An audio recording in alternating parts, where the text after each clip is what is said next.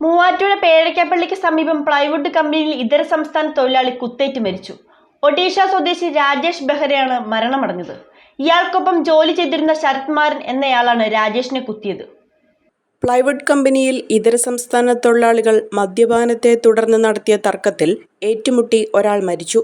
Muvattupuzha പേരയ്ക്കാപ്പള്ളി pineapple സിറ്റിക്ക് സമീപം പ്രവർത്തിക്കുന്ന പ്ലൈവുഡ് കമ്പനിയിലാണ് ഇതര സംസ്ഥാന തൊഴിലാളികൾ കഴിഞ്ഞ രാത്രി 1 മണിയോടെ തമ്മിൽ വാക്കേറ്റവും കയ്യാങ്കളിയും ഉണ്ടായത്. കയ്യാങ്കളിയെ തുടർന്ന് ഒറീസ സ്വദേശി രാകേഷ് ബെഹ്റയാണ് മരണമടഞ്ഞത്. ഇയാളുടെ ഒപ്പം ജോലി ചെയ്തിരുന്ന മിട്ടു എന്ന ശരത് മാരനാണ് കത്തി ഉപയോഗിച്ച് കുത്തിയത്. രാകേഷ് ബെഹ്റയെ ആശുപത്രിയിലേക്ക് കൊണ്ടുപോകും വഴിയാണ് മരണമടഞ്ഞത്. ശരത് മാരനെ പോലീസ് അറസ്റ്റ് ചെയ്തിട്ടുണ്ട്.